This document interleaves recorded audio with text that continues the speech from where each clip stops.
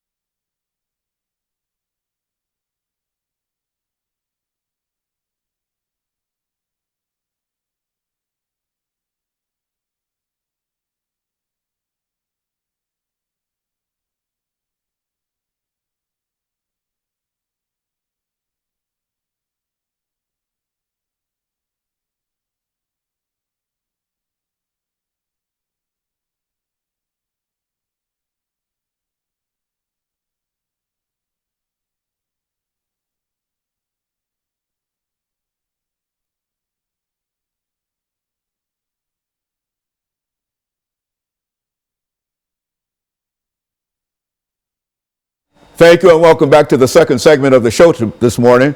We're talking to Alana McLaughlin, and she's giving us some information relative to children, youth, and the social media. And of course, Alana, let's see if we can pick up where we left off the last time. I think you were giving us some information in reference to whether or not children should have access to social media, and you're talking about the pros and the cons in reference to it. And let's pick it up from that perspective, and then we'll talk about other things as we move on through this segment. Well, this is a very controversial subject, so I try to look at things from both point of views. Now, I'm kind of in the middle as to if children should have access to social media. Now, having Instagrams, Twitters, Facebooks, all that, I would kind of wait on it, wait. But then again, it all matters on that child's maturity, mental stability. Like, if your child has, anger issues and is very fragile, if someone says something that could be interpreted as rude or mean towards him or her, and then your child should not have social media. Mm-hmm. I think it kind of takes a lot to be able to stand social media, because once you make one, it's inevitable that you're at least going to get one hate comment. You're going to have times where, when someone's not going to like your photo or blah, blah, blah, you're going to feel like, wow, I'm so ugly, and then you're going to go lose it. But you'll have to understand this before having social media accounts. Now, I also think, yes, they should, but in schools. Now, I'm not saying that, all districts should lift the ban on Facebook and etc. But I do know that I think they should be allowed to use it, but with a teacher's supervision. Like, if the child is doing a project on 9/11 and they want to look at some news reports from 9/11 and they don't have a TV or a computer at home, then I think that teacher should supervise the student using her computer or a computer to get on YouTube and make sure that the child is not going down the wrong path of YouTube, because there are different sections of YouTube, and I promise there are some you will not want to get into. So I think that it should be used for educational purposes in schools. I don't really think they should lift the ban on Facebook and all, because you could be in a class and a girl could be bullying you. You could just up and go to the library and be like, she is just such a blank, and you know what, she did blank to blank. And you know what, next thing you know, somebody's getting mad at somebody ends up injured, parents end up mad, there's a big lawsuit, and nobody wants a big lawsuit. So it's kind of a yes and no thing.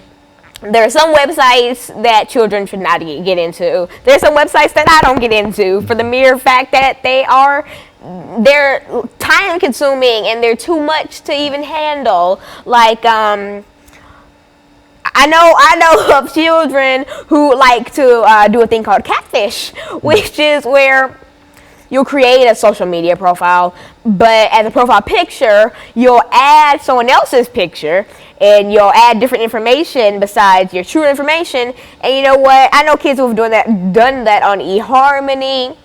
And a couple of years back, there was a 13-year-old girl who had a boyfriend on Xbox Live, and he lived in somewhere in Kentucky, and she drove from, I think, Texas to Kentucky. She stole her parents' car and tried to drive to Kentucky, but she was found here in Nashville. And her dad actually drove her to meet her 12-year-old online boyfriend. And that's crazy, because she had to drive from Texas, and she got so far as Nashville, and she was coming from San Antonio, I believe. I don't even know. But that's a pretty long drive, and for her to be able to make it to Nashville, having to go on the interstate, and being 13 and not knowing how to drive, that's dangerous on so many levels.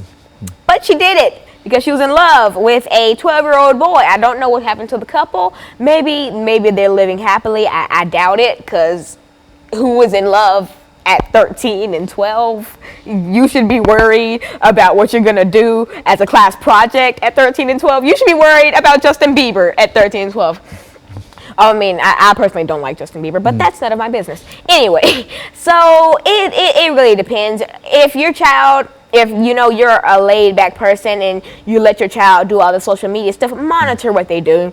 Monitor their computer activity, their phone activity. Like, make sure you know what your kids are doing, because if they end up making, let's say, a Skype or some type of video chat, and they do all this stuff on that video chatting website, and that comes back to haunt them when they try to get a job somewhere.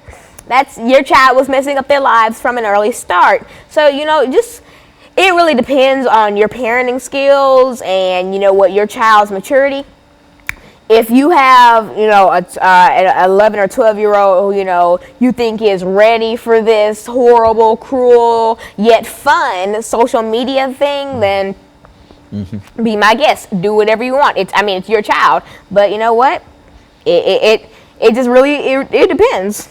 As a matter of fact, a lot of this has to do not only with children, but youth, which is to say that what we're trying to do is sort of move up from children to youth, and then make some statements in reference to that, and sort of wind it all up in this last segment, because I think that you're giving us some excellent information in reference to your knowledge of social media, as well as your knowledge of the internet. And I think that is essentially what we're trying to bring out more than anything, because we want all children and all youth to have access to the internet, perhaps if not social media, because there's more to the internet. You would agree, I would imagine.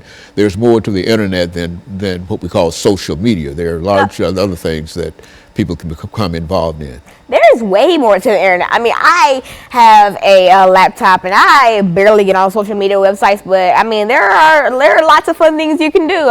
Hey, Google has this website where you can make your own 3D bracelets and get them shipped to you for free. You know what? That's fun to make. And you know what? You can go on YouTube or watch Netflix or do whatever you want, and it doesn't have to be social media. It can just be fun. Like the original purpose of the internet. I don't think that the internet was created so that you could bully your classmate and push her to try to kill herself. That wasn't the point of this. Just people turn that into that. The point of it was to have an online resource, to have encyclopedias, dictionaries, all at the click of a button. And this has turned into, people have started getting creative and making all these different things where people connect with each other, you know. I mean, that can sometimes be good. I mean, you can learn from Facebook. You know, your friend just had a baby, and you know what? Hip hip hooray for babies. But then again, you could also see your name blasted on something that you have no part of, and it just really depends. Very good. And of course, Lana, we're going to take this second commercial break, and we'll be back with our audience following this very, very short commercial break.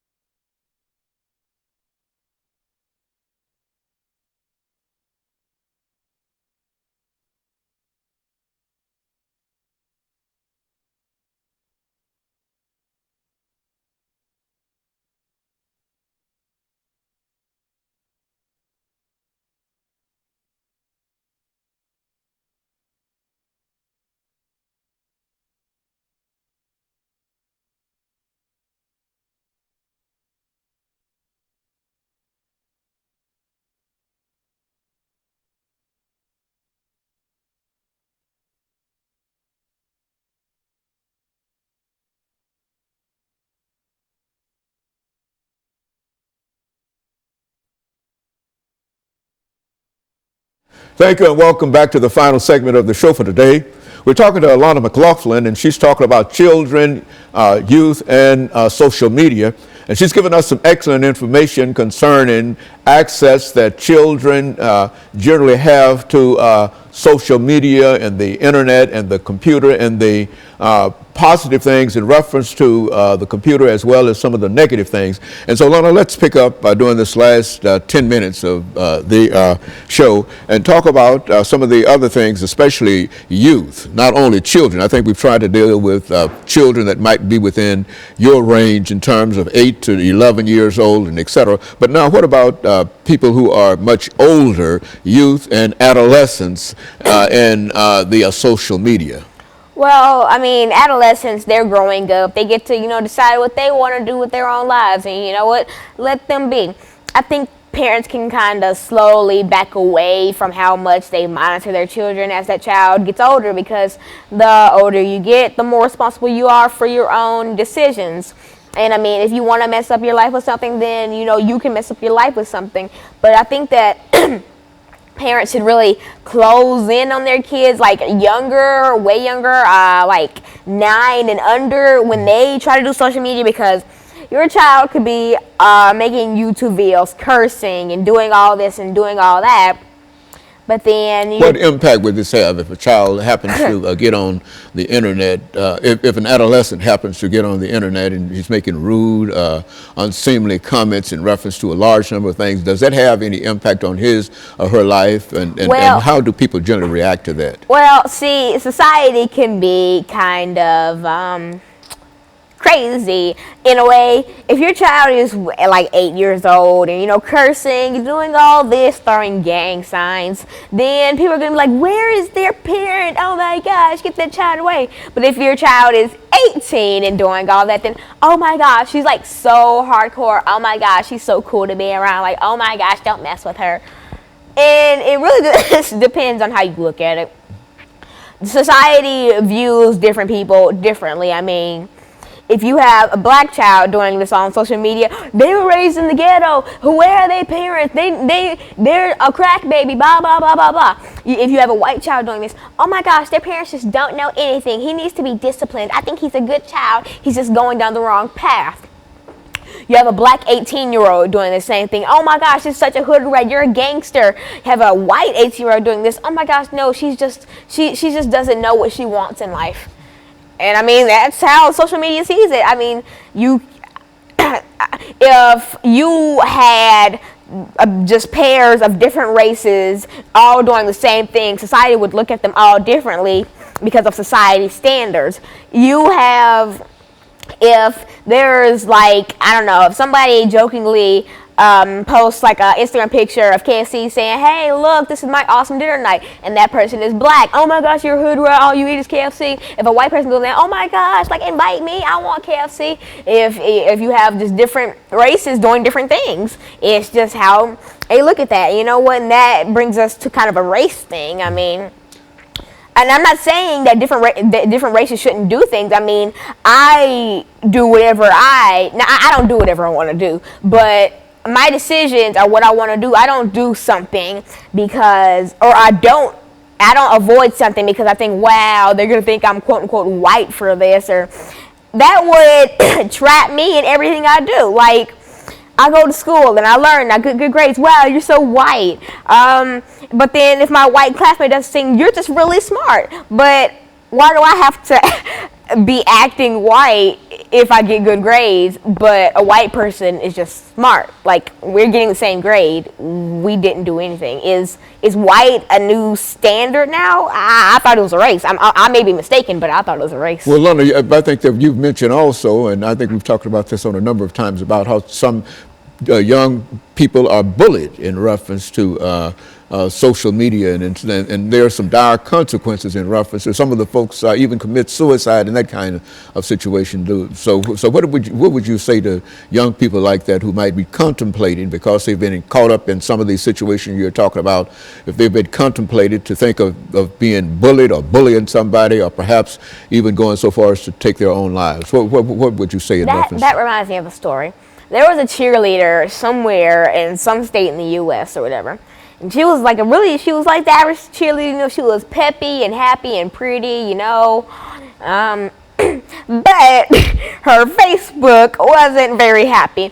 She was a hunter, and so she started going to different countries and hunting endangered animals and taking pictures of her, like, smiling, holding a bear's head, just, oh my gosh, look what I killed today. And everybody was like, and you know what?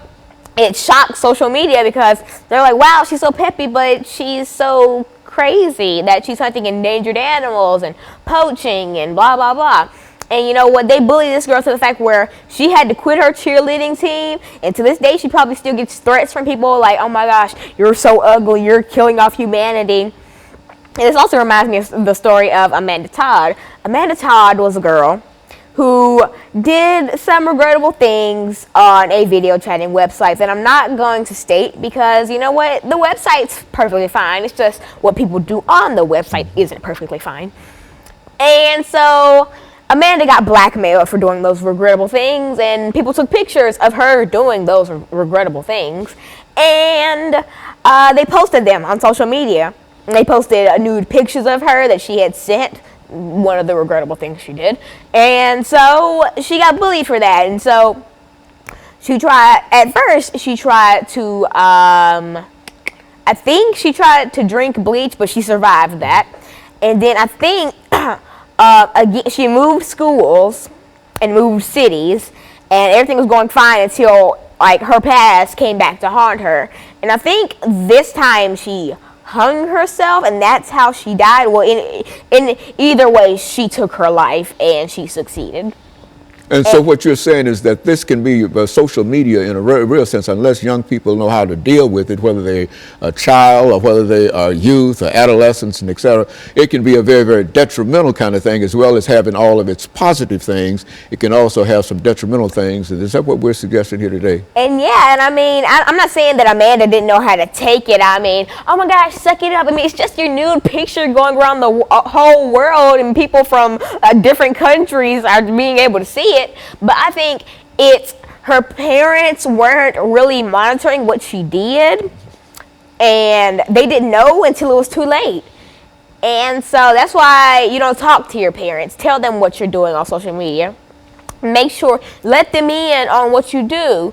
Friend them on social media so they can see what you do, because if her parents would have known what she was doing beforehand, they probably could have prevented that, and she probably still would have been here today. But her parents didn't know until it was too late, and it was going around, and there was no stopping it, because once you put something on the internet, it's there forever. And you can delete it as many times as you want, but it's going to be there forever. There's always going to be a way to track it down. There's always going to be someone wanting to hack you and be able to see that again. But once you put something up there, it's always there. Anybody can see it now. And so, Alana, but I think as we come to the end of this show for today, so you're saying that the internet is a good and positive thing. If used, it's almost like a gun. A gun can be a good thing and used one way, and at the same thing, it can be a bad thing used another way. And it's really, it depends on how a person is able to use a gun, internet, an automobile, or whatever, and et cetera. The most important thing I think that will come out of this today is that people have the right to make individual decisions, but they also should be aware of some of the problems that it will cause not only them, but others in reference to the decisions they make. And this is especially true, would you say, dealing with children, adolescents, young people, and the internet. Is that what we're saying? Summarize that for us. I wouldn't use a gun as a reference because of all the gun controversy everywhere. But you know what? Your reference was right. I mean, it's something that you think is dangerous. If it's used the right way, it could be good. But if it's used the wrong way, it could be horrible. And, it could push you to even take your own life. And so basically, monitor your kids if you decide to let them have social media. If they don't have social media, they'll be better off. What if, and of course, let me thank you for this information. Let me encourage our audience to tune in again next week for another informative edition of Comments. Thank you and good morning.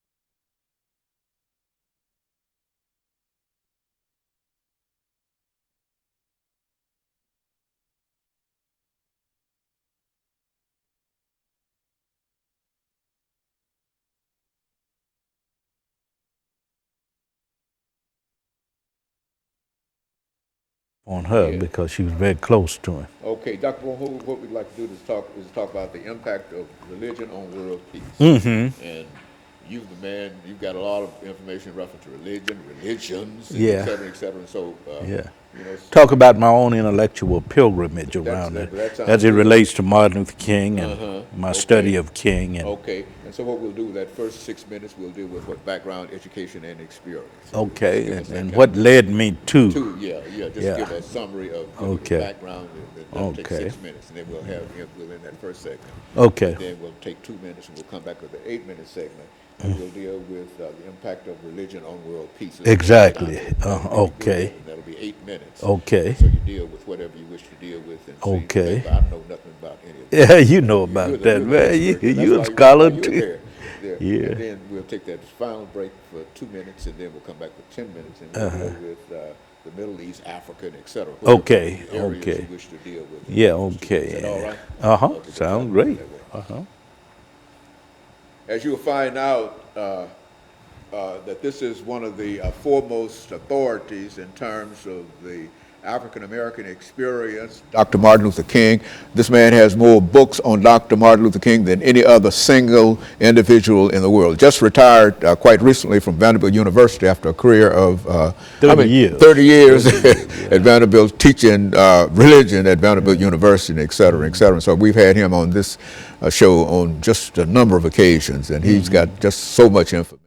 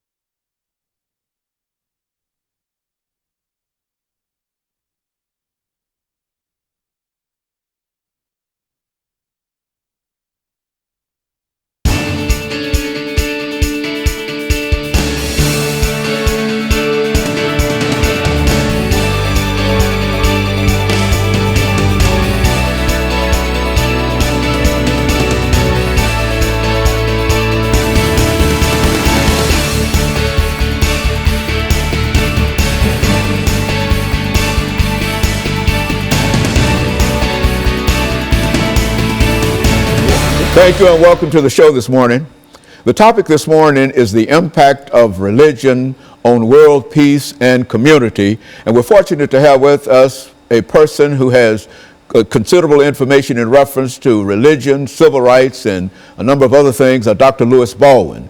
Dr. Baldwin is no stranger to this show because he's been with us almost, 65, 70 times, Dr. Baldwin, since we first started back in 1984. Exactly. You were here with us when we started in 1984, talking about Martin Luther King and James Earl Ray and et cetera. And of course, we're delighted to have you here with us to talk about what we consider to be a very, very important topic, and that is the impact of religion on world peace and community. Let's start off, Dr.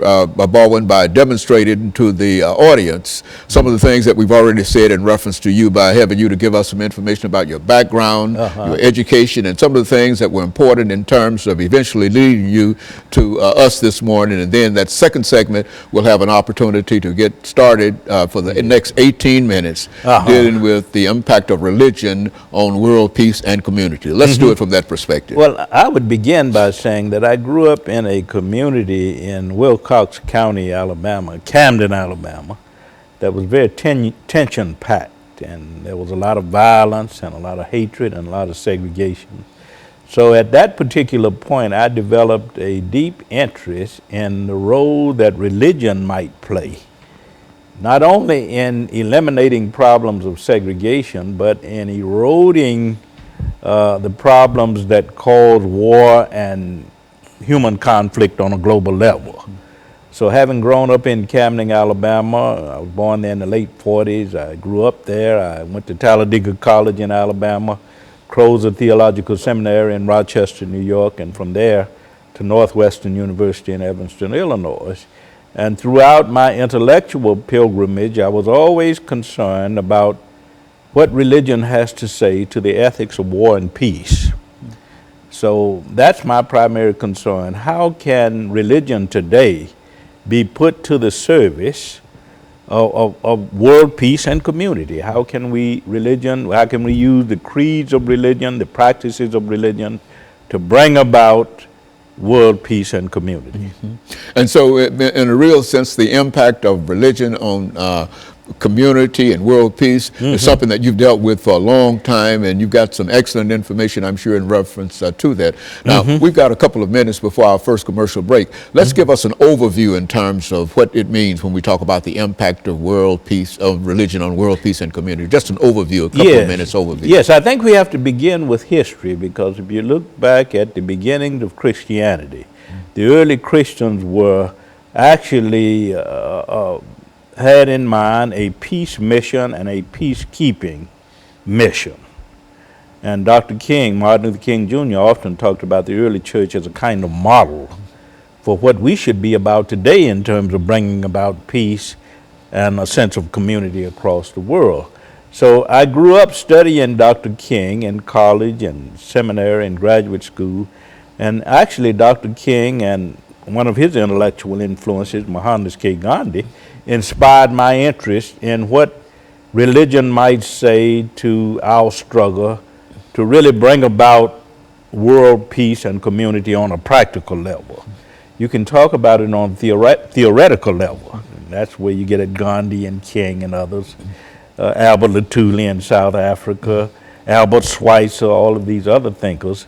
But Dr. King and Gandhi were more concerned about how you bring about world peace and community on a very practical level. And I developed that interest as early as my college years and through my seminary years and my graduate school years. So much of my writing about Dr. King in recent years has focused on the relevance of his thought, the implications of his ideas for dealing with issues of world peace and community. You know, Dr. Baldwin, we live in a world today that really is in conflict. And I think that we're getting ready for this first commercial break. And when we come back, I want you to take this next segment to deal with the kind of conflict that the world is in today and what we can do in reference to it. Because everywhere you look in the world, on all continents, all levels, one way or the other, you see that there's killing, destruction, and etc. And in some instances, all in the name of what? Religion. Exactly. And of course, that we want to touch upon that. And we'll be back with our audience following this very, very short commercial break.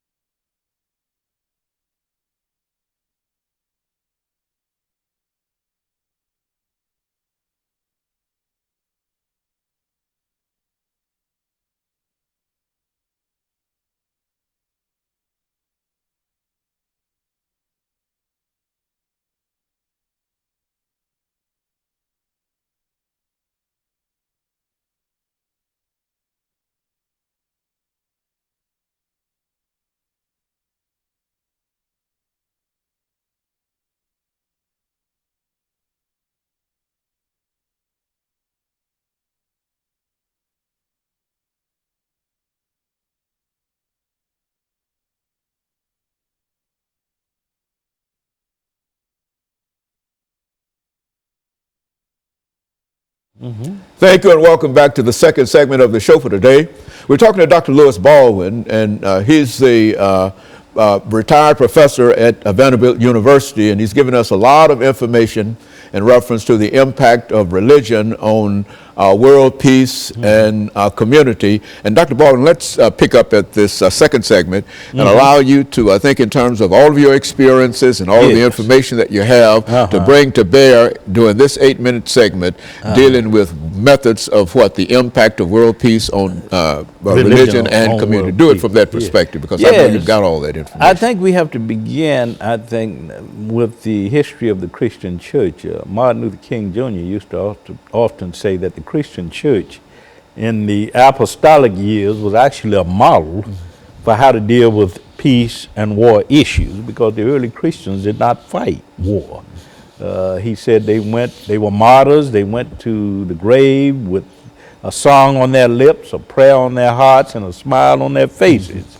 So what Dr. King said essentially was that the early Christians established a certain kind of creed.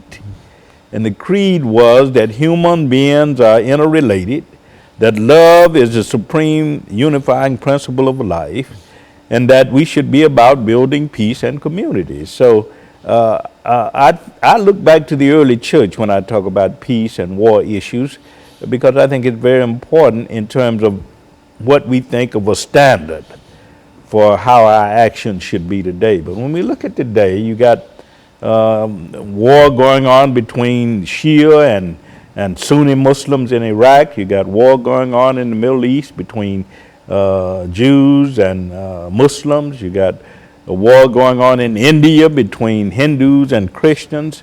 And in our own society, Christians conflict with each other. So I think perhaps one of the most important issues confronting our world today is how to bring about peace and a sense of community between the various religious traditions. In other words, without all of the conflict between religions, then there would be peace. Is that what we're saying? Exactly. It's so contentious. Is that what we're saying? That's what we're saying. We focus a lot on race. We focus a lot on ethnicity. We focus a lot on issues of nationality.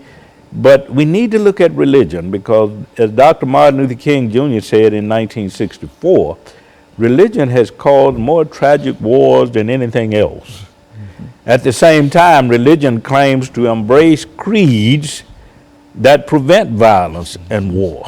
That's a contradiction. So yes, quite a contradiction, and ironic, of course. But Dr. King often said at the same time that we have to think in terms of the ambivalent role of religion, that religion could also be a force for peace. So we have to put the principles of religion to the service of peace and community in the world, and certainly things will work out better. Very good. And of course, all of this simply leads to some of the real issues that we're having today, some of the issues in the Middle East, for example. Now, this is especially an issue dealing with religion. I mean, religion that has been so extreme that people are literally cutting off the heads of people now. Does that seem, that seems something that is so barbaric that civilization has never reached this particular point. And so contrary to religious creeds. You're talking about ISIS in Iraq and what's going on with the Islamic surge in parts of Iraq. There's a lot going on in terms of the conflict between Sunni and Shia Muslims. In the Middle East, you got conflict between Jews and Muslims. And I mentioned in India and Pakistan, of course, this conflict between Hindus and Christians and Hindus and Muslims. So what you have today, I think, is religion being at the center of a lot of global conflict. But what Martin Luther King Jr. and Mahatma Gandhi taught us is that if religion goes back to its founding principles, all religions go back to what? This idea of love as a supreme unifying principle of life. If they go back to this idea of peace mission, they go back to this communitarian ideal that they had, then we'll overcome some of this conflict. But the major factor, one of the major factors in conflict today, human conflict, is religion. And religion is supposed to be this solidifying force that teaches people what? that we are part of an interrelated We're all structure of together. reality. That what hurts one hurts others. That I cannot be what I ought to be until you what you ought to be, and that's what religion is supposed to teach. But unfortunately, it has not been put to the service of community and peace on a world scale, but has been what a kind of fragmenting force. Well, how do you think in terms of trying to bring these various religious groups together to think in terms of this idea of the unity of mankind and world peace and community and et cetera, which is to say that if we've got all of these conflicts among these various religious groups, if there's a key to bringing them together under some religion, I mean, how is that possible? I think Martin Luther King Jr. was right when he says that they have to realize the various religions of the world, Christianity, Islam, Buddhism, Hinduism, Judaism, that these religions have to come to a sense that they share certain common ideals and concepts and values. All of these religions were founded on the principles that humans everywhere are a part of a particular brotherhood and sisterhood. And once we remind religions that they share certain common values, certain common goals, and indeed a common value, common destiny in terms of bringing people together, I think that's part of what we should be about.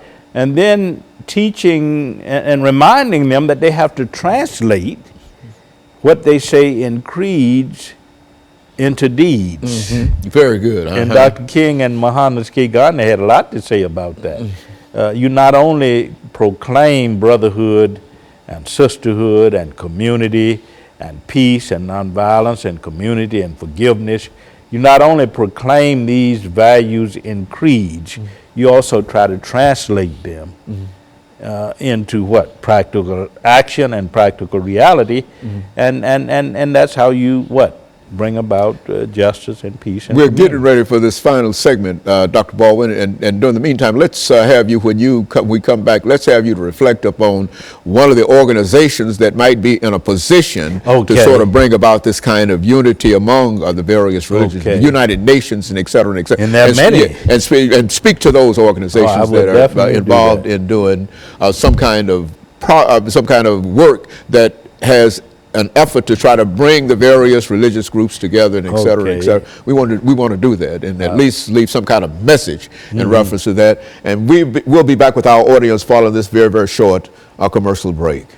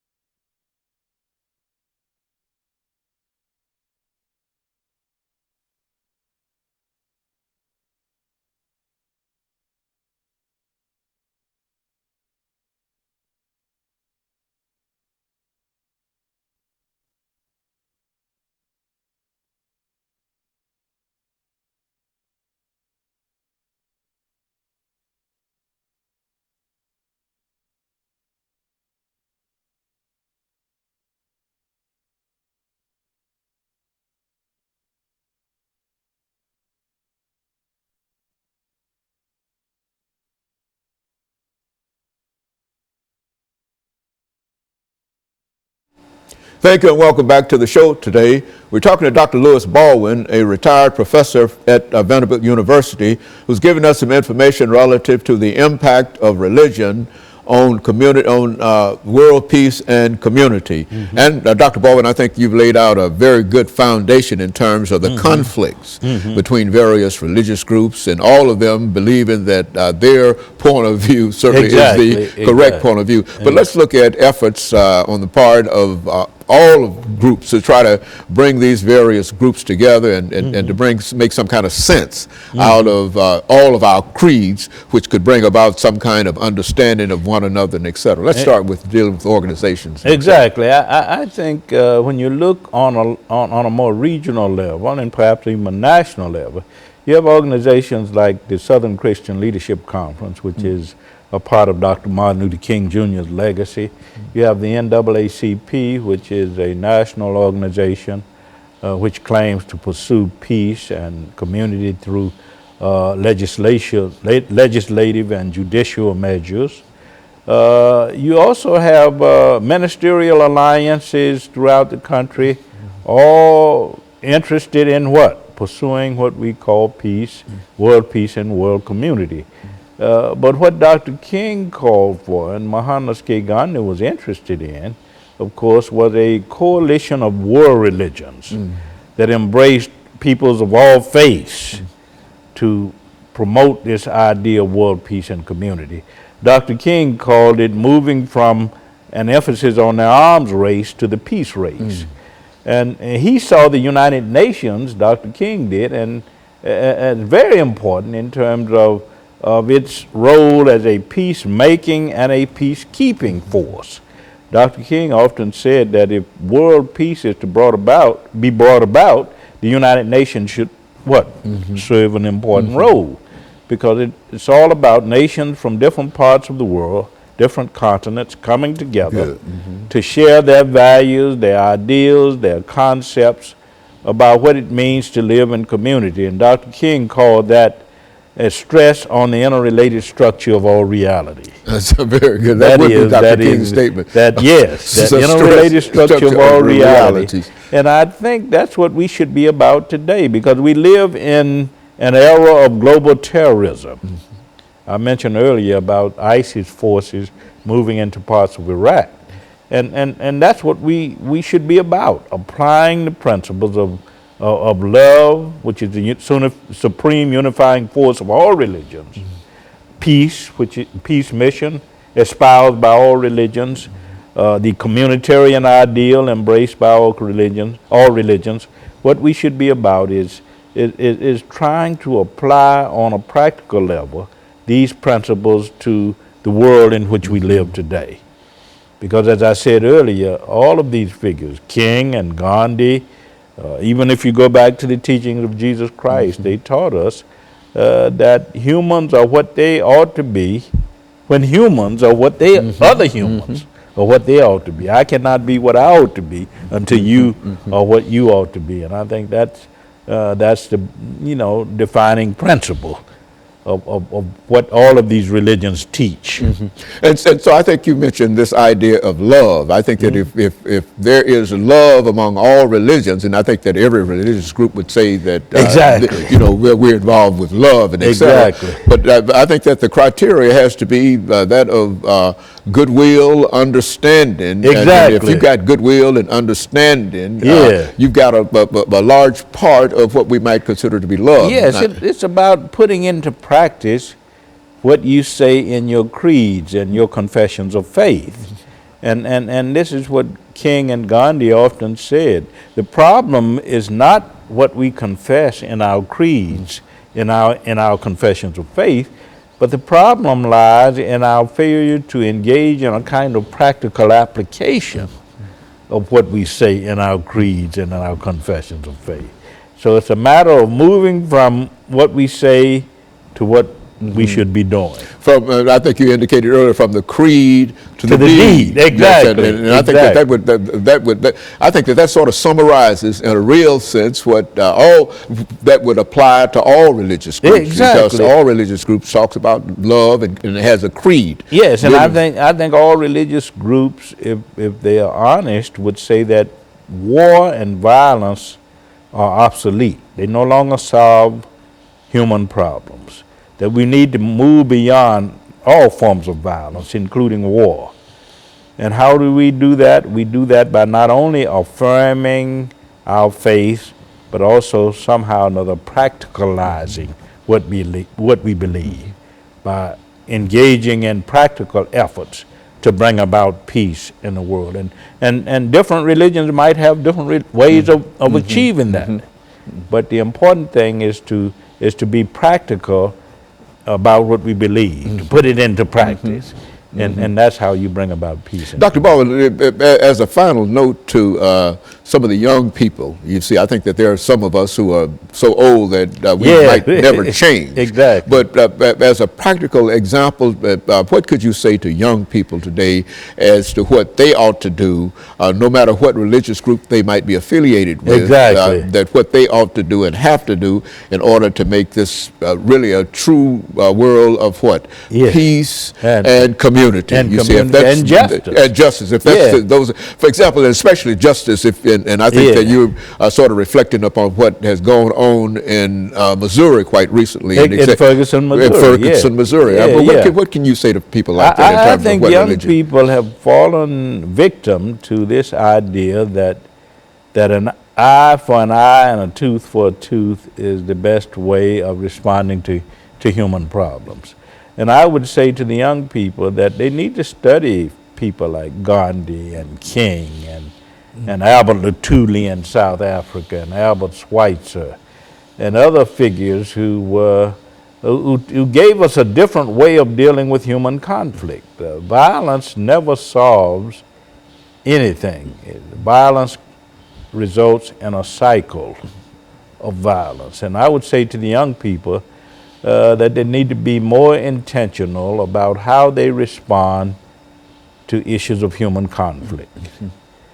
Violence will not solve these problems. You have to think in terms of these religions and what they have taught us about love and justice and peace and the creation of community. And I think there's a lot there that young people can learn from. It's not a matter of joining a particular faith or a particular religion. It's about subscribing to certain kinds of values.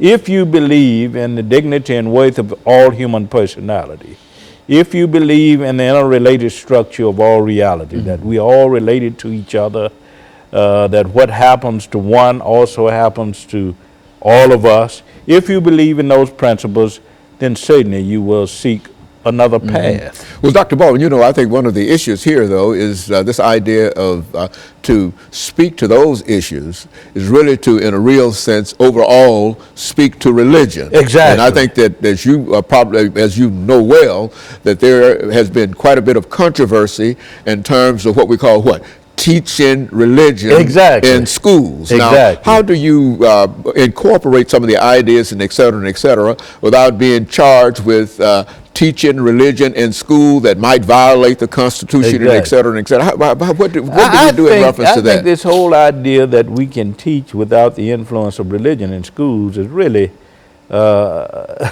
unrealistic, because we've all been influenced in this society by religious teachings, religious values, and we bring those teachings and those values to bear on everything we talk about.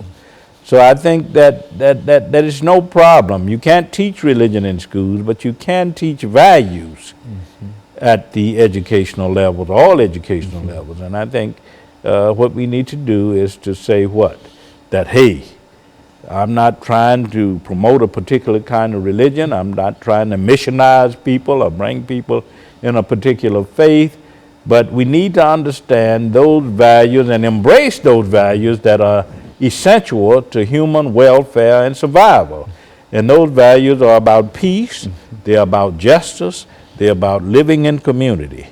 And as I said earlier, and Gandhi and King often said, the basic principle is that we all are part of an interrelated structure of reality. And I think that Jesus summarized it simply by, and what we're all trying to do here is to say, love thy neighbor. Exactly. And I think that if we love our neighbor, then we shouldn't have any problem in terms of religion. And do unto others as you would have them do unto you. That's very good. Those and of course, let me principles. thank you for this day, and let me encourage you to tune in again next week to another informative edition of Comments. Thank you, and good morning. All right. Thank you.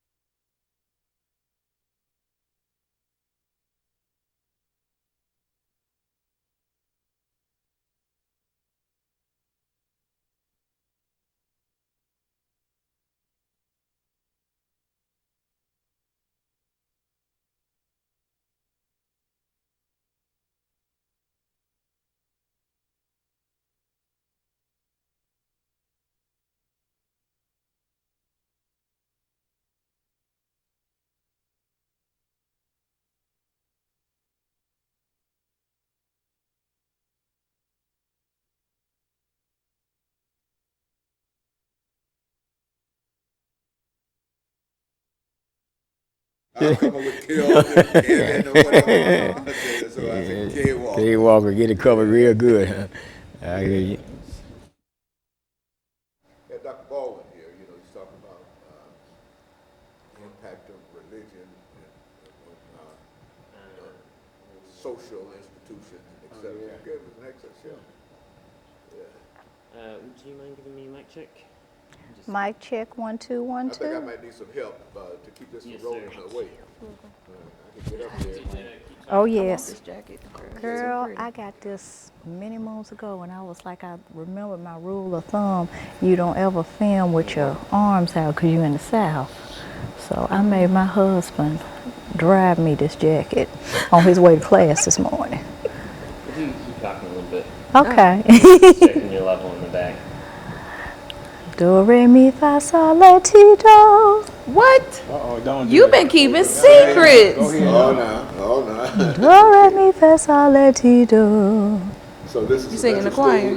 Girl, Metropolitan no. School System, the impact of I'm scared to think.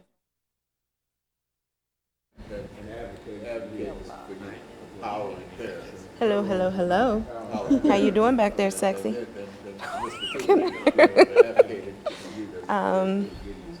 Yes, Gideon's Army. Remind me to send you the flyer. Okay. We've got an initiative Check, check. that I 1 want you to 2 be a 1 part 2. of with Check, check. 1 2. I'm MMPS listening. Parents Advisory Council. Keep talking. I run out of things to talk about. I know it's a little challenging, but check, check. 1 2. Hello, hello. All right, thank you.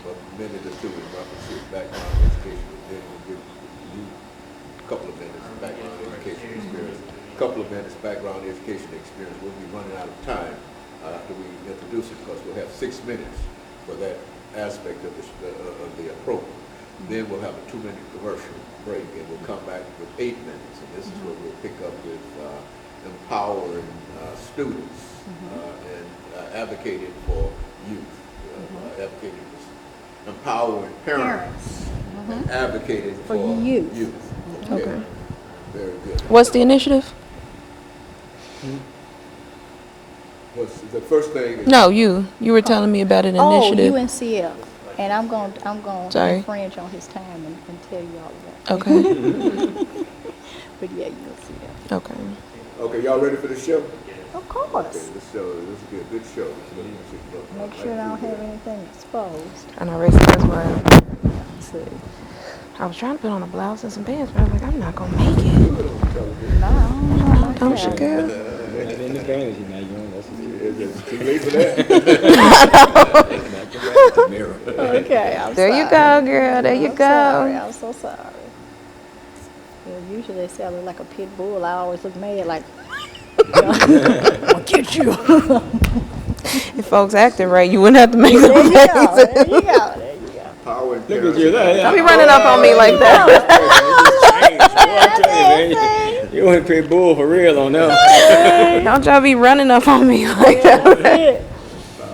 Okay, wait though. While you got it up close, hold The on. dialogue, you want us to primarily look at you, not the camera. Yeah, And yeah. the cameras will do their own They'll do thing. their own thing. All Don't right. move, don't swear over the chair. Oh man, that's right. I gotta lock my feet. Yeah, that's why I had to kinda- do that last time. Yeah, because I'm the same thing. I'm a tick, tick, tick, tick, tick, tick, tick. I will spin all the way around. Whee! Okay. And just talk. I am the only one that can mess this show up. The only way you can mess it up is not talk.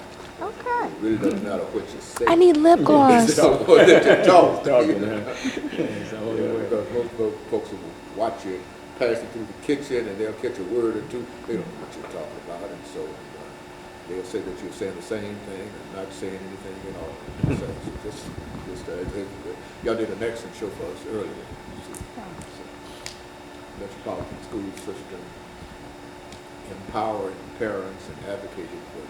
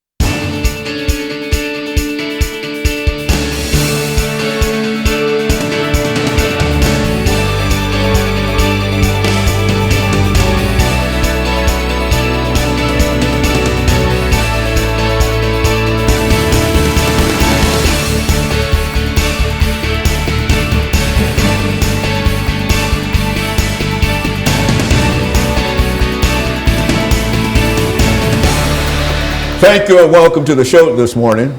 The topic this morning is the Metropolitan School System, and the topic is empowering parents and advocating for youth or advocating for students.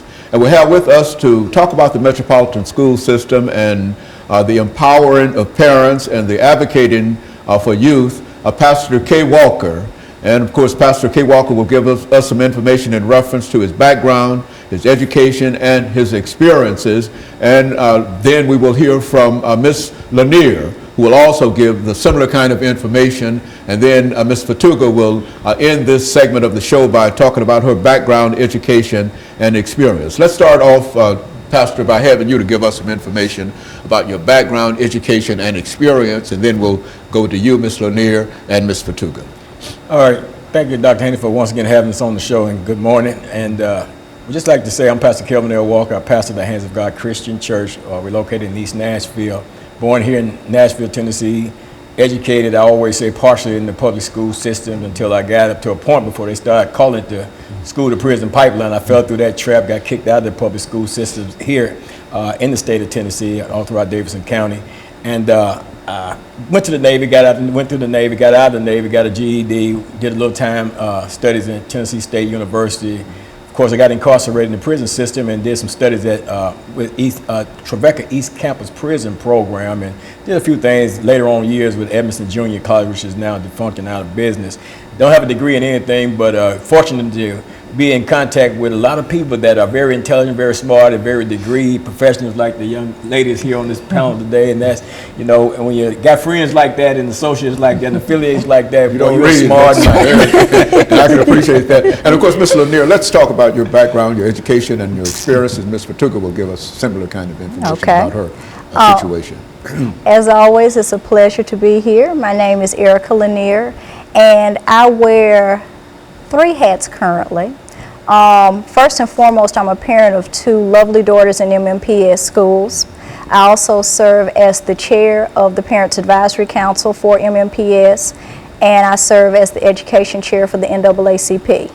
I'm a native Nashvilleian. I was born and raised here, and throughout all my travels have come back because this is my home, and this is where I chose to raise my children. And I'm also a proud graduate, as you know. You were one of my mentors and instructors. I'm a proud graduate of Tennessee State University. Very good. Ms. Fatuga, give us some information in reference to your background, education. Good morning. Thank you for having me here this morning. My name is Rasheedat Fatuga, and I'm the president and founder of Gideon's Army, Grassroots Army for Children. I actually am from Cincinnati, Ohio. I came to Nashville, Tennessee to attend Peabody College of Vanderbilt University. I taught in Metro Nashville Public Schools for 7 very happy years, and then left the classroom to learn more and do more research and see how I could be effective outside of the classroom. I am a mother.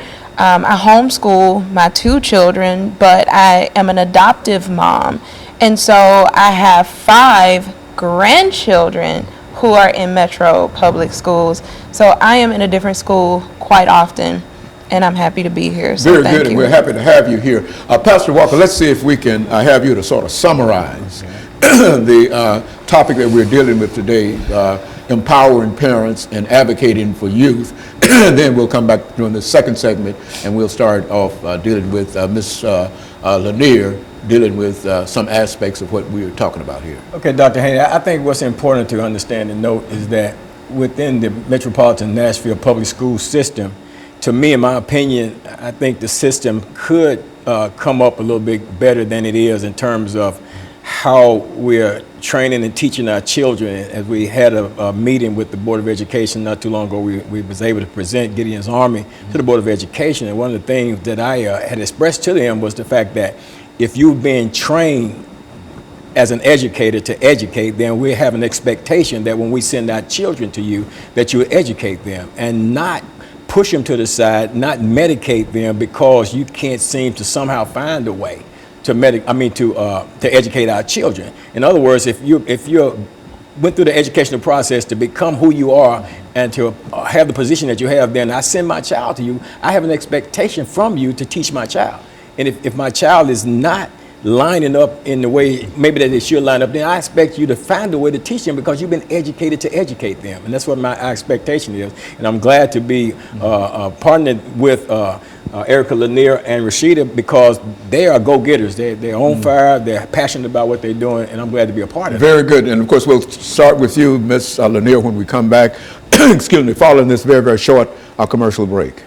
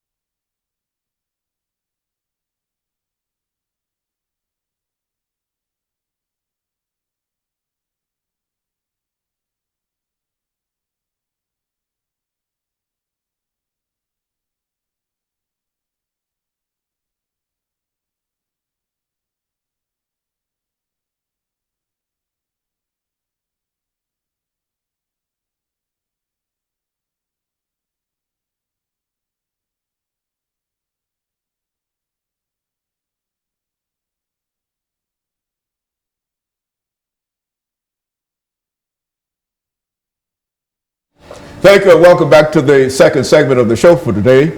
We're talking to Pastor Walker, Ms. Lanier, and Ms. Fatuga in reference to the Metropolitan School System, and we're dealing with this issue of empowering parents and advocating for youth. Ms. Lanier will